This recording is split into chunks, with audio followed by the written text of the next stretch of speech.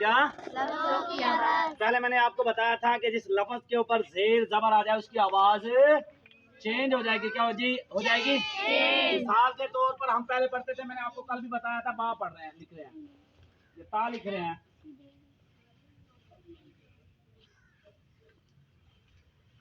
دیکھنا اس کے اوپر زیر زبر پیش آ جائے, جیسے پہلے با تھا اب با زبر با, کیا آ گیا؟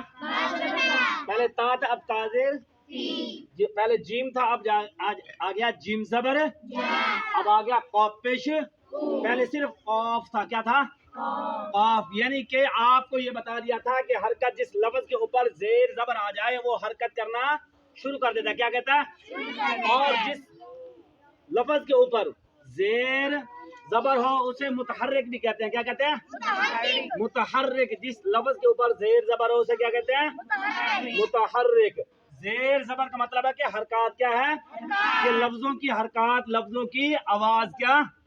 جیسے ہم پہلے صرف اور صرف پڑھ رہے تھے با تا جیم قاف, اب ہم پڑھ رہے ہیں با زبر با یا تا زیر تی یا تا زبر تا, جیم زبر جا یا جیم زیر جی یا قاف پیش کو یا قاف زیر قی. یعنی کہ اب اس کی آواز ہے, کیا ہے؟ آواز. یہ میں نے آپ کو بتا دیا تھا نا بچوں, اس کو یاد رکھنا, یہ پورے قرآن مجید کے اندر آئیں گے, بار بار آئیں گے. پہلے ہم صرف با تا سا پڑھتے تھے, اب با تا سے نہیں پڑھیں گے, اب اسی طرح ان کی آواز پڑھیں گے. کیا پڑھیں گے؟ آواز. اگر اس آواز کو ہم صحیح پڑھیں گے تو پورے قرآن کو صحیح پڑھیں گے. اگر ہم نے اس کی آوازیں صحیح نہ پڑھی تو یوں سمجھ لیں کہ ہم نے قرآن مجید کو صحیح نہیں پڑھا. جب ہم صحیح نہیں پڑھیں گے اس کا ثواب, اجر و ثواب ملے گا کیا بچوں؟ اس کا کوئی اجر و ثواب نہیں ہے.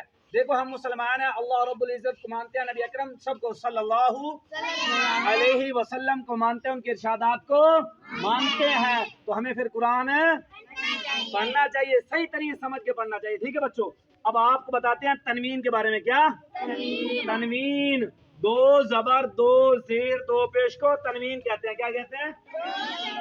جیسے یہ با لکھی ہوئی تھی, اب یہ دو زبر ہے,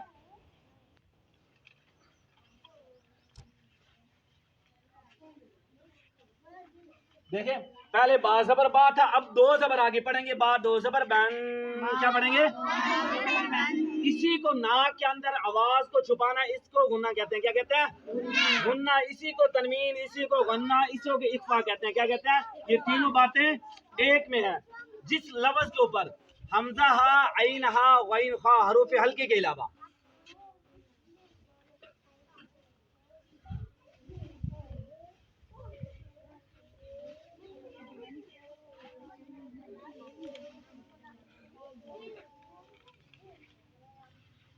یہ حمزہ ہا عین ہا غین خا کے علاوہ ہر لفظ پر غنہ ہوگا. کیا ہوگا؟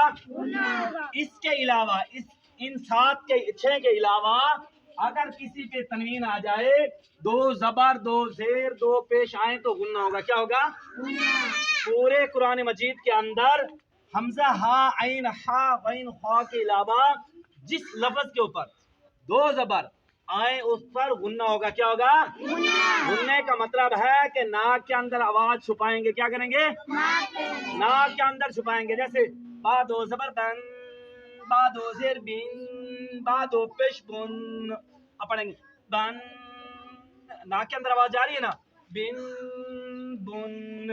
ہر لفظ کے سین دو زبر سن, سین دو زیر سین, ایسے ہر لفظ کو ایسے پڑھنا کہ ناک کے اندر آواز جائے. پورے قرآن مجید کے اندر ایسے لفظ آئیں گے, یہاں چاہے قاف لکھ دیں, دو زیر ہوں یا دو پیش ہوں, یا جیم لکھ دیں یا نون لکھ دیں,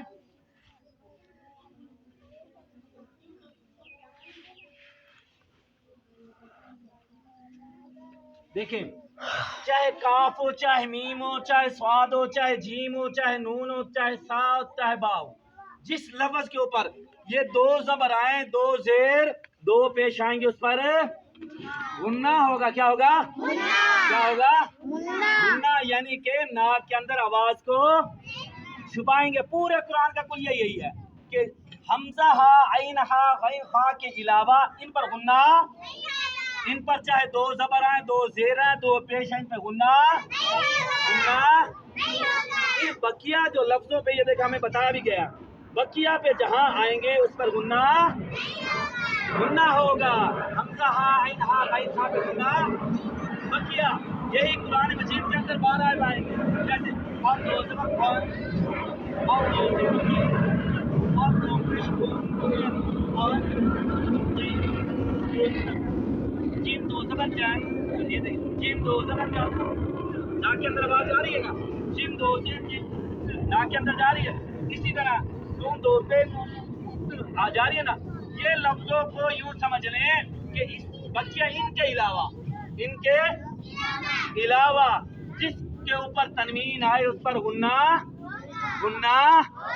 इन लफ्जों पर गुन्ना यही कुलिया है इसका, यही कुलिया है। इसके अंदर नाक के अंदर आवाज को छुपाना, इसके अलावा बकिया सारे पे छुपाएंगे और आप सही पढ़ेंगे। यही गुन्ना है। क्या है? यही गुन्ना है। बच्चों अगर कुरान मजीद पढ़ना चाहते हो तो अच्छी तरह पढ़ें, समझ के पढ़ें, फिर देखना इसका अजर और सवाब भी है, फिर अल्लाह रब्बुल इज्जत की तरफ से इनामात भी आएंगे। तो हमने कुरान मजीद को पढ़ना है, सही पढ़ना है, सही समझना है, ठीक है बच्चों, और इस पर अमल भी करना है। फिर अल्लाह रब्बुल इज्जत के इनामात होंगी, बरकत होंगी। हम यहाँ बैठ के पढ़ेंगे, अल्लाह रब्बुल इज्जत हमारे घर की परेशानियां मुसीबतें खत्म कर देगा। वजह क्या होगी? कुरान की बरकत होगी। क्या होगी? कुरान मजीद की बरकत होगी। हम यहाँ बैठ के पढ़ेंगे, अल्लाह ताला हमारे माँ बाप की परेशानियां मुसीबतें गम सब खत्म हो जाएंगे, बीमारी खत्म, मुसीबत खत्म, अल्लाह रब्बुल इज्जत की रहमत आ जाएगी। क्या आ जाएगी? इतनी कुरान की ताकत है कि हमारी आंख देख नहीं सकती।